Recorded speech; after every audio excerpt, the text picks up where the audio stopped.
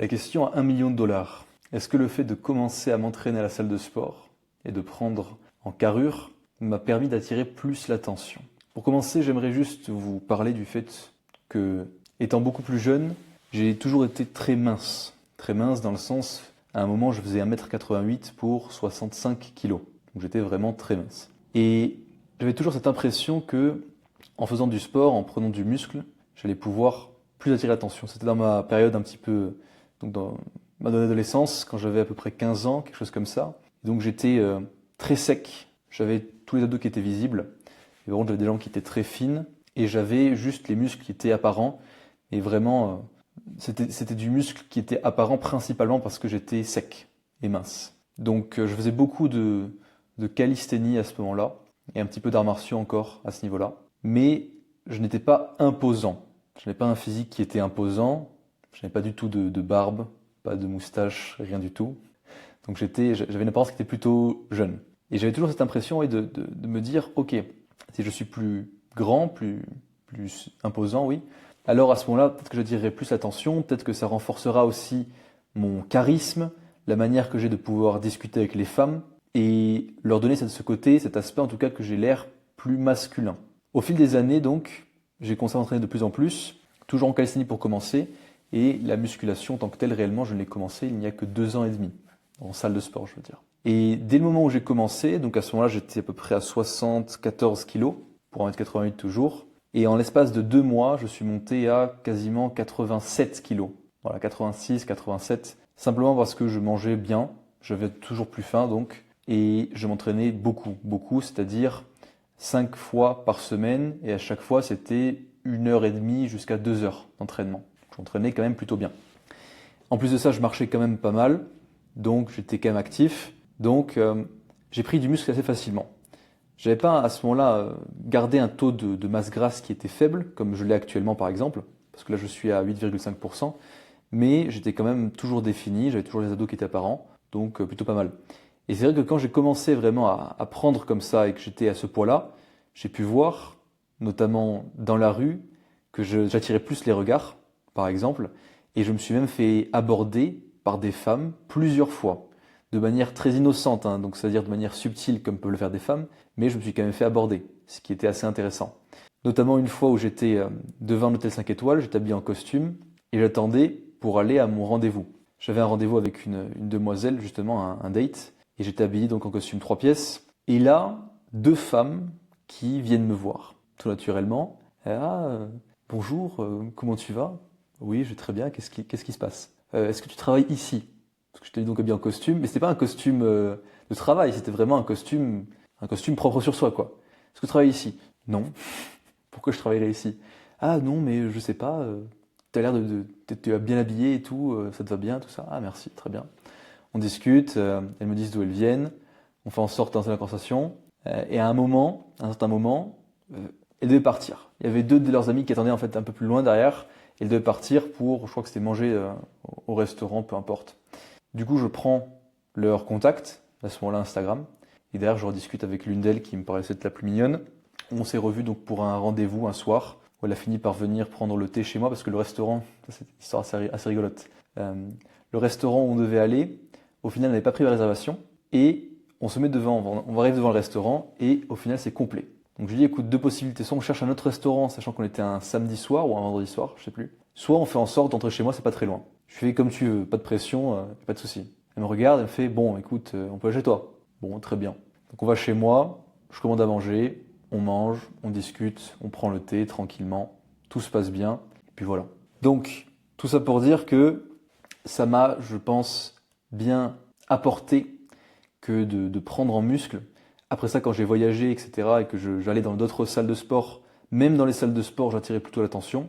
Donc j'avais changé des regards avec des femmes. C'est pour ça que la salle de sport, c'est, je dirais, un des lieux de prédilection pour moi pour aller aborder des femmes.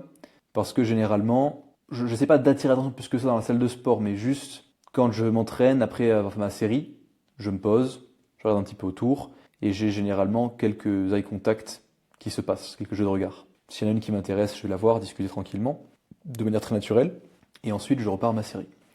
Donc, réel avantage, et pour avoir discuté de ça avec quelques femmes, même pas mal de femmes, de différents horizons, différentes origines, différentes cultures.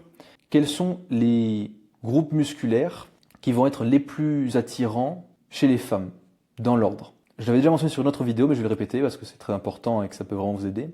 Le premier groupe musculaire qui va jouer et que les femmes remarquent, ça va être, donc au niveau de la carrure, c'est les épaules. Les épaules qui vont être larges, ça va faire que vous allez être plus imposant, paraître plus masculin. D'accord? Alors que si à l'inverse, littéralement vos épaules sont au niveau de vos hanches et que c'est tout droit, là forcément, généralement ça ne va pas attirer l'attention, vous allez paraître petit. Donc premièrement les épaules. Épaules d'ailleurs c'est un groupe musculaire que je travaille assez régulièrement dans la semaine, dans mon programme. Le deuxième groupe musculaire qui va vraiment être important, ça va être les bras. Alors c'est pas un groupe musculaire, mais quand je dis la deuxième partie du corps, on va dire c'est plus simple, les bras, priorité aux triceps et ensuite les biceps. Voilà, ça va dépendre, ça c'est plus pour moi, mais ceux qui ont un avantage au niveau des triceps, dans ce cas c'est bien sûr plus biceps, ensuite triceps, dans tous les cas les bras, parce que continuité par rapport aux épaules, et qui pareil vous rendent imposant. Alors je précise quand même, cette notion d'harmonie à avoir avec les différentes parties du corps, ça veut dire qu'il ne faut pas juste faire ces deux groupes musculaires là par exemple, et oublier les jambes, juste travailler ces groupes musculaires là, les travailler en profondeur, parce que ce sont ceux qui vont être le plus observés. Le troisième groupe musculaire maintenant, ça va être les pectoraux. Les pectoraux qui vont bien vous mettre en avant, pareil, qui va être quelque chose qui va généralement être déficitaire chez beaucoup d'hommes, d'accord, mais qui, lorsqu'il est bien travaillé, va rendre le tout, l'ensemble, très harmonieux, surtout lorsque vous êtes regardé de face, d'accord? Puisque je parle de face, quatrième groupe musculaire, comme vous en doutez, ça va être le dos directement, parce que lorsque vous vous tournez, c'est le dos que l'on va regarder. Donc ça, ce sont les grands groupes musculaires qui vont vraiment être le plus important, les plus importants chez une femme. Et ceux qui vont être le moins importants, assez étonnamment, on pourrait dire, pour la majorité des femmes, ça va être les jambes. Les jambes, généralement, elles ne vont pas trop les regarder. Alors ça ne veut pas dire d'avoir juste des cuisses toutes fines, toutes minces, mais simplement faire en sorte de les travailler.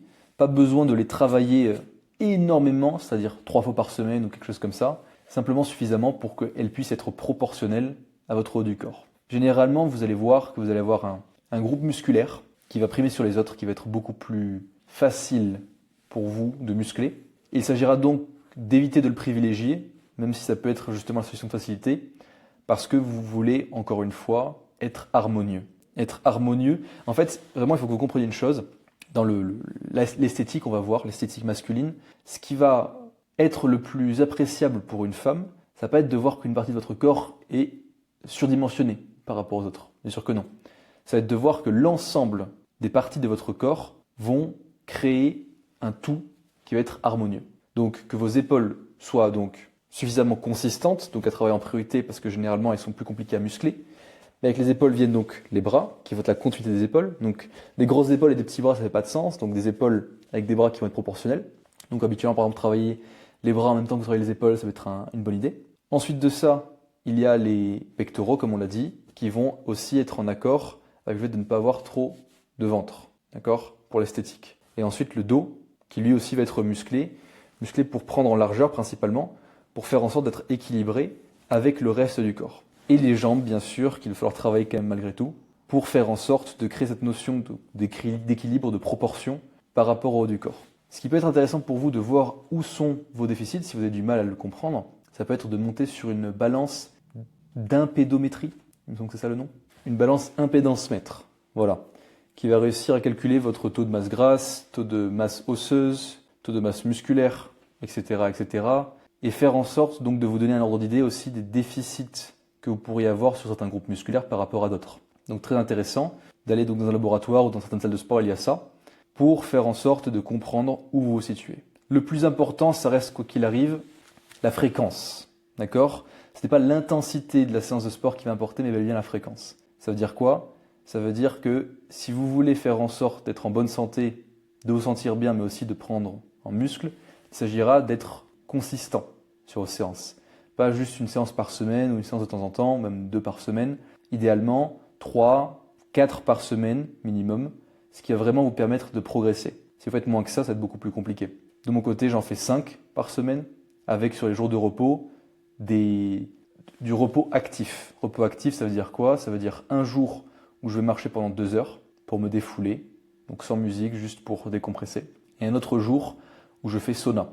sauna pendant 1 heure, avec une méthode russe, c'est-à-dire 7 minutes, 10 minutes, 13 minutes, 16 minutes et encore 16 minutes, pour faire en sorte de vraiment m'épuiser, de me fatiguer, et derrière je récupère vraiment bien, je fais une très bonne nuit de sommeil et je repars au combat. Tout ça pour dire que il y a plein de choses à mettre en place, là c'est donc la partie sportive, pour faire en sorte d'attirer l'attention, forcément, mais surtout de se sentir bien par rapport à soi-même. Parce que le but, ce n'est pas de le faire pour les autres. Ça, je le répète, c'est de le faire pour soi. De prendre du plaisir à faire en sorte de travailler sur soi, d'avoir un corps sain et un esprit sain dans un corps sain, pour faire en sorte de pouvoir mieux aider les autres, plus apporter de la valeur et faire en sorte d'attirer des relations durables et saines. Donc, pensez à travailler sur vous, autant mentalement que physiquement, et vous vous remercierez. Si vous voulez plus de conseils, d'avis, d'analyse notamment, par rapport à la psychologie comportementale féminine, aux relations hommes-femmes, ou encore même par rapport à mes routines de sport, santé, nutrition, sommeil, sexualité, alors il vous intéressera donc de rejoindre mon canal Telegram, dont le lien sera en description. Vous pourrez le checker, il y a juste un petit QCM à remplir de 4 questions, tout simple, pour pouvoir m'indiquer un petit peu qui vous êtes, de manière anonyme bien sûr, mais pour pouvoir comprendre à qui je m'adresse, pour faire en sorte de calibrer aussi le contenu que j'apporte, la valeur que j'apporte, pour répondre à ce que veulent les personnes, à ce que vous voulez. Il y a 50 places par semaine qui s'ouvrent pour ce canal Telegram. Il est tout à fait offert, bien sûr, il n'est pas payant, en tout cas pas pour l'instant. Donc si vous voulez le rejoindre, cliquez sur le lien description. Vous pourrez aussi me poser des questions de manière anonyme pour pouvoir avoir des réponses précises à vos interrogations.